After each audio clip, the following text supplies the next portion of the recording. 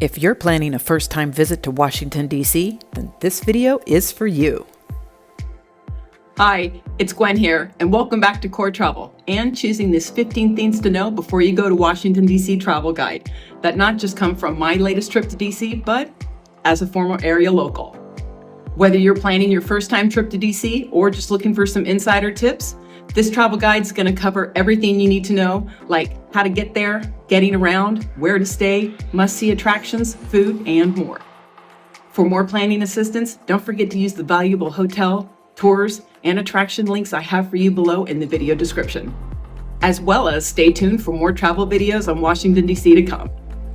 All right, so hit that subscribe button, kick back and relax, and let's get you to Washington, D.C. Let's get started.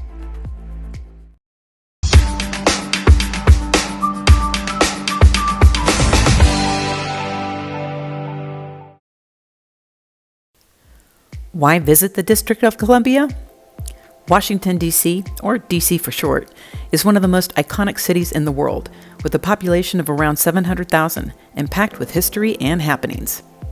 As the nation's capital, D.C. is the political heart of the United States, with landmarks like the White House and the U.S. Capitol. It's also home to incredible monuments and over 100 museums, many of them free. With 68 square miles, you'll find natural and green spaces, including the National Mall and Potomac River waterfront, vibrant neighborhoods, unbeatable history, and the most cherry blossoms per square mile in the U.S. It's easy to see why this nation's capital attracts over 20 million visitors every year. The best time to visit Washington, D.C. depends on what you're looking for and your budget. Peak season travel is during the summer months of June through August, with long summer days and warm nights, but also very hot and very humid weather, with chances of heat lightning and thunderstorms. This is also when there's the most tourists and highest hotel prices. Long periods outdoors can be unbearable, making air-conditioned museums and federal buildings more crowded as well. Low travel season is during the winter months of December through February, with fewer tourists and the best hotel rates, outside of the year-end holidays, of course. But there's also freezing cold temperatures and possible snowstorms, which can cause flight delays or cancellations, so add buffer time into your schedule. The best time to visit DC is during the shoulder months of March to May and September to November, when you'll have long daylight hours and not so extreme weather, making DC ideal for indoor and outdoor activities, with opportunities to view the beautiful spring blooms and autumn colors. They come with fewer tourists and better hotel prices than peak season too. DC has many popular year-round events, like the stunning National Cherry Blossom Festival in the spring and the 4th of July fireworks on the Mall, the best in the country. These will affect tourism rates and costs and possible closures, so check holiday and event schedules in advance when planning your itinerary. Now let's talk about how to get to Washington, D.C. First, by flying. There are 3 major airports that service the D.C. area. Baltimore-Washington International, or BWI, is 40 miles northeast of D.C. in Maryland and can take close to an hour by car without traffic. Or you can take the MARC commuter train, which arrives at the Union Station. Dulles International Airport, or IAD, is the largest of the 3 airports and only 30 miles west of D.C. in Virginia, and can take about 40 minutes by car to D.C. without traffic, or just over an hour by the Metro Silver to Orange and Blue lines. And the Ronald Reagan Washington National Airport, or DCA, which is the easiest and closest airport to D.C., just 5 miles south in Virginia, and a 15 to 20 minute car ride without traffic, or the same by Metro on the blue and yellow lines. If you don't have a hotel shuttle, all 3 airports do have car rental, taxi, and Uber and Lyft rideshare options, or you can arrange a car transfer in advance to pick you up. While flying into D.C. is popular, you do have other options. All Amtrak trains arrive at Union Station and are an ideal way to get from points like Baltimore, Philadelphia, or New York. If your departure point is not train accessible, Flixbus and Greyhound buses are plentiful and also arrive at Union Station. Or consider a tour bus.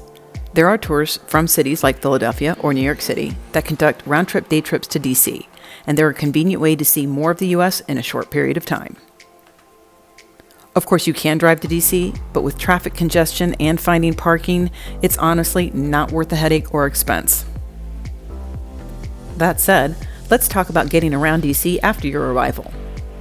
First, it's important to note the layout of DC, the heart of which is the U.S. Capitol building and the center point for the city's 4 areas: the Northwest, Northeast, Southeast, and Southwest. Make sure you have the correct quadrant in your hotel and destination addresses when navigating DC. You don't want to end up on the wrong side of the city.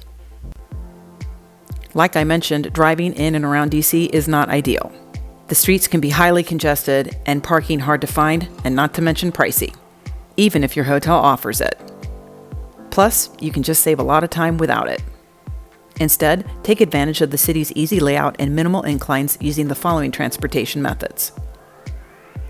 The Washington, D.C. Metro is fast and affordable, with 6 lines that cover most major points and covering the city quickly. Either download the Smart Trip app or get a Smart Trip card at a ticket machine when you first arrive. The card costs $2, allowing you to buy a rechargeable card or purchase a 1, 2, or 3-day unlimited ride pass for both the Metro and Metro buses.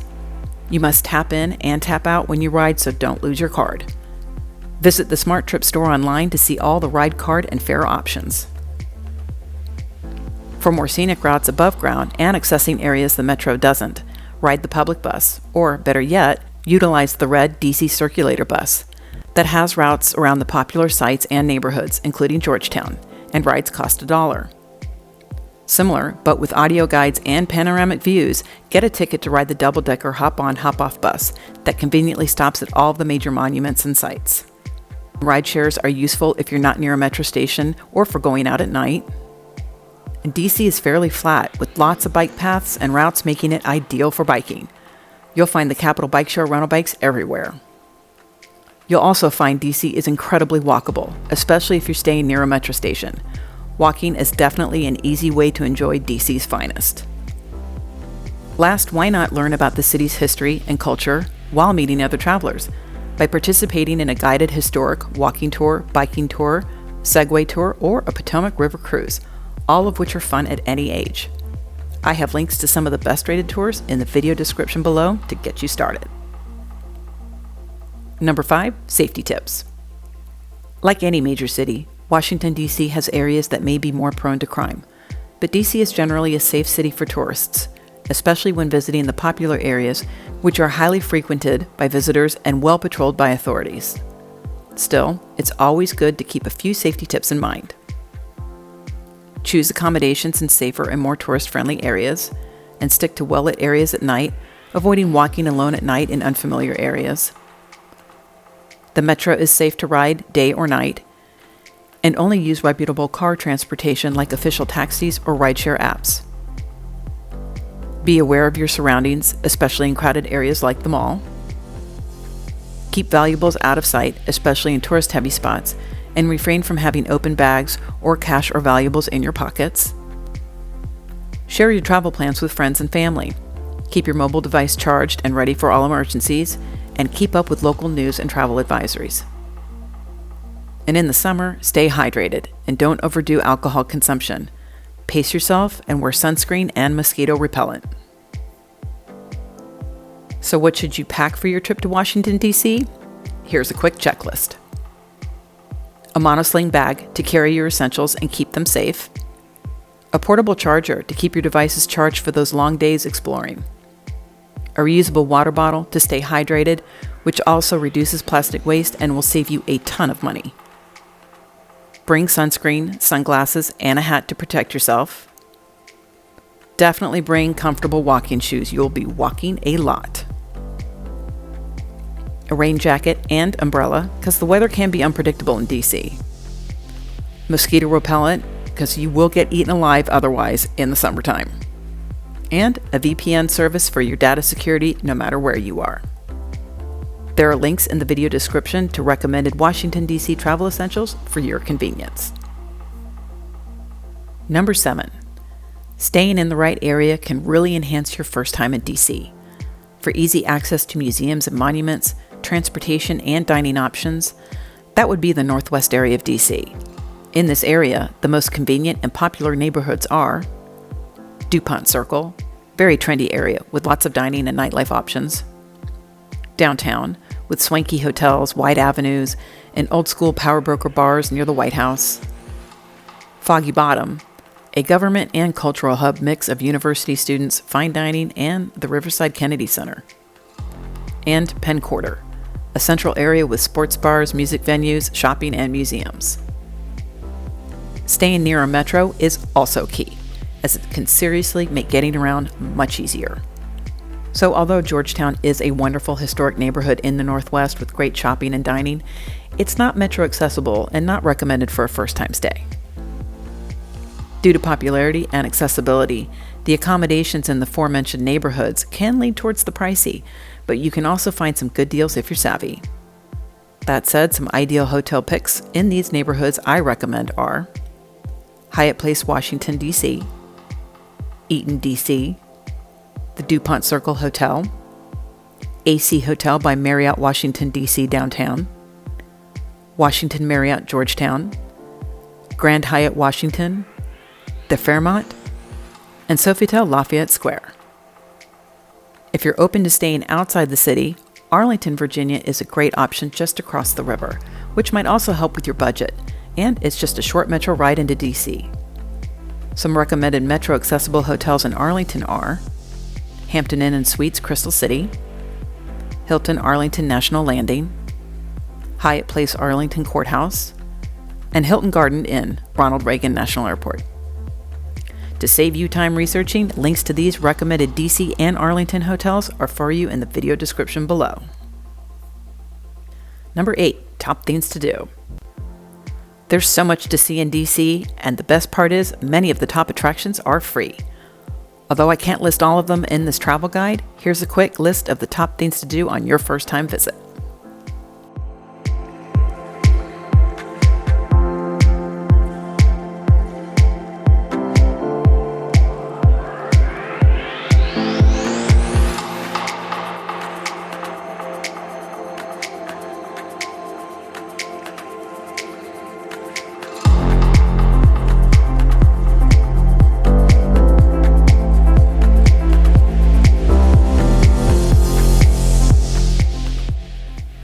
Yes, there are more. Just make sure to put these on your Washington, D.C. itinerary.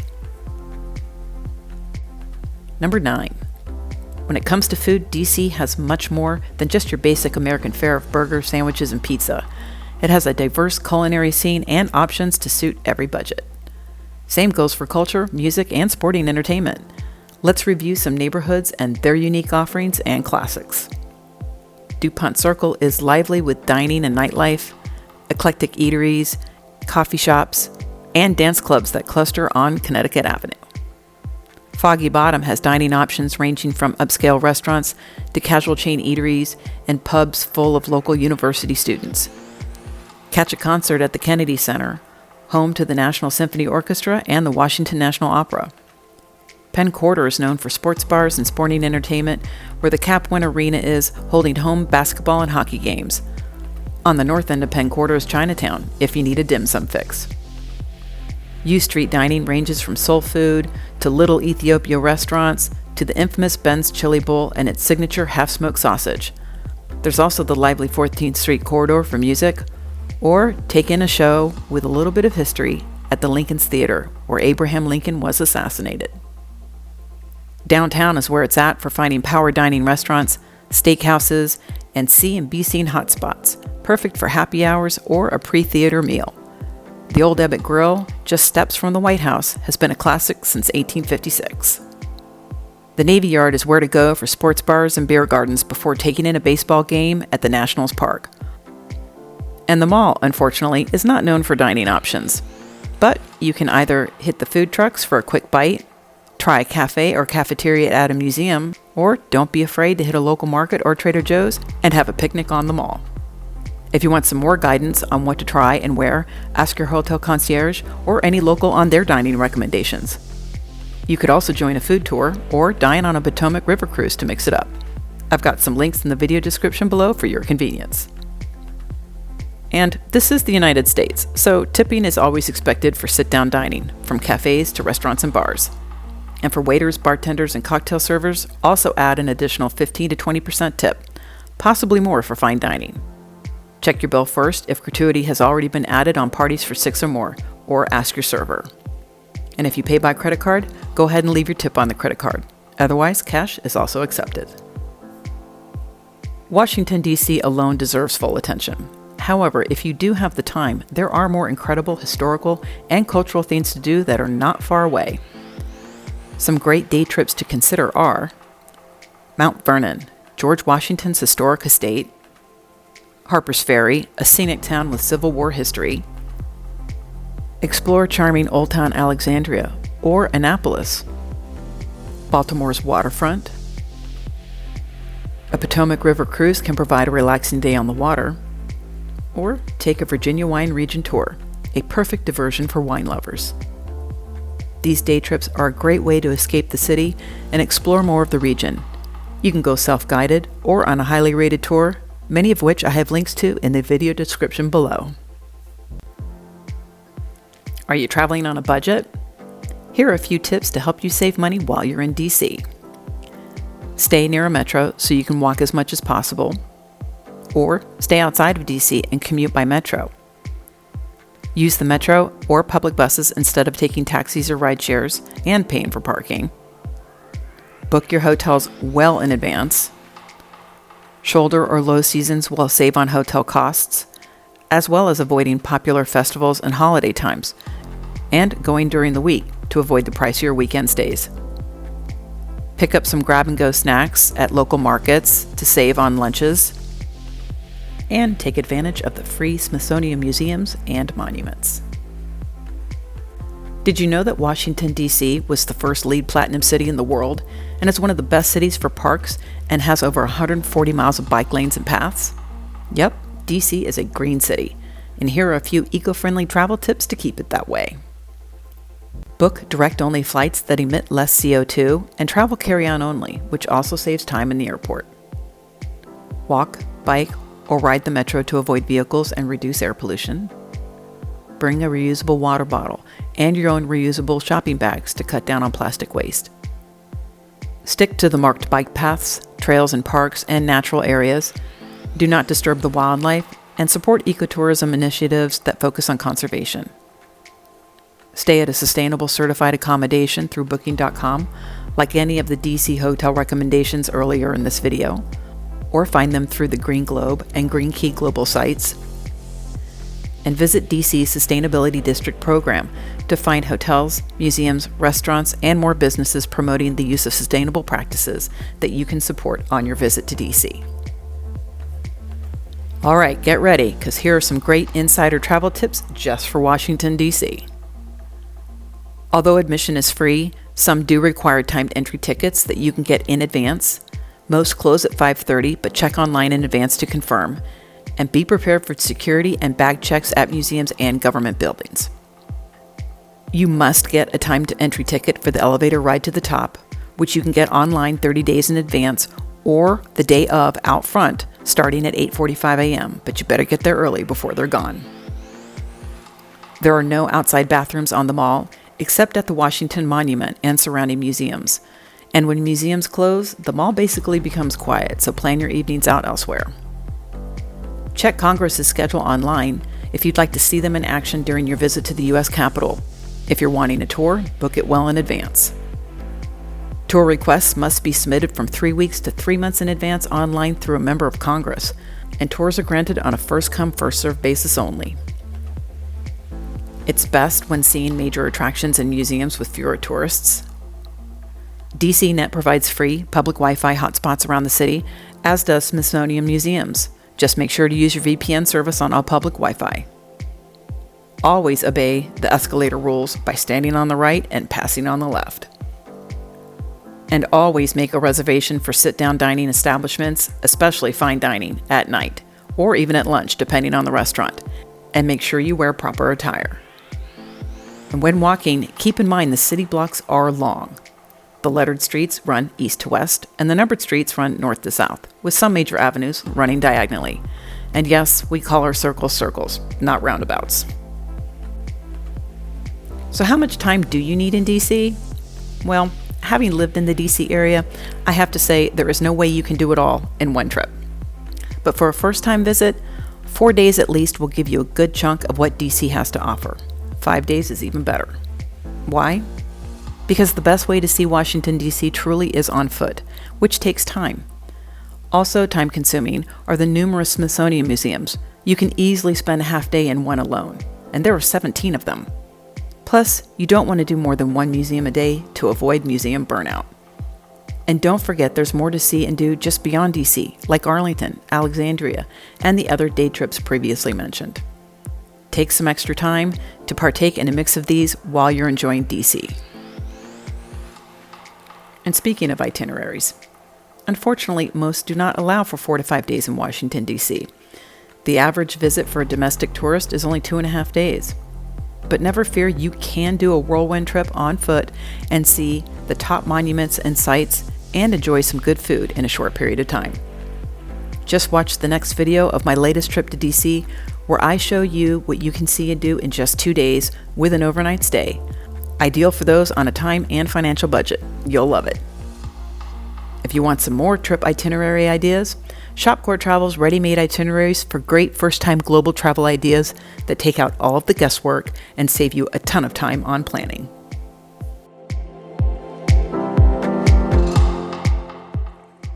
Thanks for watching my 15 things to know before you go to Washington, D.C. travel guide. If you found this video helpful, give it a like. Make sure you subscribe and stay notified so you know when the next Washington, D.C. and other location travel guides, itineraries, and tips are rolling out here on CORR Travel. And don't forget to use those links in the video description below to help you get the most out of your trip. Have a wonderful time in Washington, D.C.